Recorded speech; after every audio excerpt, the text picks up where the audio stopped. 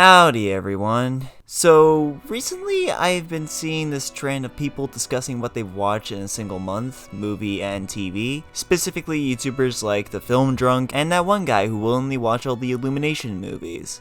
Yes, willingly. And I thought, well damn, that's pretty neat. And I think it's much more freeing for me to make a video that quickly recounts everything I watched in a single month, rather than having the pressure of making multiple in-depth reviews of all those movies and TV shows. At least that's my case right now, because the team I have is really small, consisting of me and Google. So I think this would be a fun thing to do every month so that you would know what I've been up to lately and quickly dish out my thoughts on these projects. Also, I'll be skipping over some films like all the Nolan movies I watched that month and even Barbie because I'm currently working on a video ranking them, so you'll just have to wait and see what my thoughts are on them, including Barbie.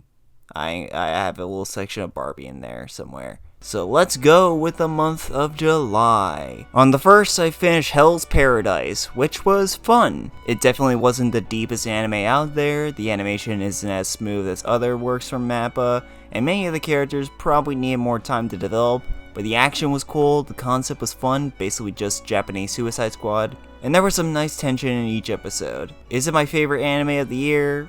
No, but it was a ton of fun. I liked it. 7 out of 10. I also watched The Mona on Netflix, and It's beautiful.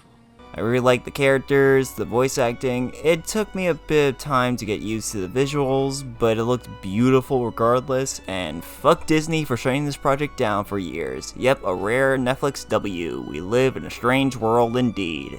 8 out of 10. I also watched Indiana Jones and the Kingdom of the Crystal Skull on the same day to continue my watch through of all the Indiana Jones movies to prepare for the 5th one. And it was certainly a movie. A very boring, uninteresting, visually ugly movie with the worst ending in any of these movies. I definitely like Harrison Ford in the role, obviously. Spielberg still directs the hell out of the action, and there's some cute moments between Marion and Indy that the movie sorely needed more from. It's the worst in the series still, and one of the most boring blockbusters I've seen in a while. 5 out of 10. Oh, and originally my friend and I were supposed to watch the 5th movie on the same night, but I wanted to keep my night bright, so I rewatched Spider-Man Across the Spider-Verse again for a 3rd time in the theaters. Spoilers, I made the right call. On the 5th, I watched Sanctuary on YouTube, starring my indie darlings Margaret Qualley and Christopher Abbott, and it was surprisingly amazing. I have a soft spot for contained movies like Mass and 12 Angry Men, so I was shocked to see that this was a contained movie itself, and it made the most out of the environment and had some really great characters. Also, the direction is easily some of the best of the year. Highly recommend it.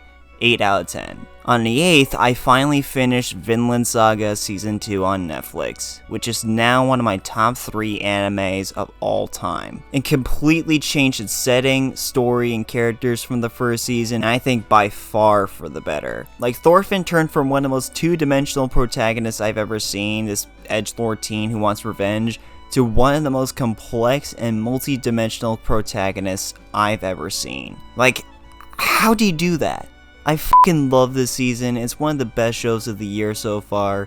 10 out of 10. 2 days later, I watched the other Indiana Jones movie in the theaters with my dad, and I thought it was the most whatever movie in the series. I didn't hate it or love it, it just really didn't do anything for me and really didn't offer the series as a whole. I'm happy to see Harrison Ford again as this character, and I'll always cherish what he brought to the cinema with this character, but the film is still a 5 out of 10. On the 15th, I went to see Mission Impossible Dead Reckoning Part 1 in the theaters, and you should too! Seriously, why I know people seeing or talking about it enough, it's so much fun. I think the MI series is maybe the best action series of all time, with only like one bad movie, and almost every movie outshines the predecessor. And while this breaks the streak, as I probably like Fallout more, this is still an awesome action movie with a great performance from Tom Cruise and excellent chemistry with the cast, new and old. 9 out of 10. Exactly a week later, I watched the new Invincible special, Adam Eve, in anticipation for the next season and curiosity for the backstory of Eve. And it was great while being a bit predictable. It has its familiar story beats, but it still had nice moments here and there that made Eve even more dimensional and cool. I'm very excited for season 2, and this wasn't a half bad start to it. technically. 8 out of 10. And finally, the next day, the last thing I watched was The Flash, which was not good. I found it mostly boring with terrible effects, poor performances, and some of the most disgusting fan service I've ever seen. It only gets a 5 out of 10 because I'm in a better mood now, but don't expect me to start loving it anytime soon. And I just realized, reading off the script, that I don't have an ending to this, so, skippity doo dah, skippity day, why oh why am I making this video? Bye.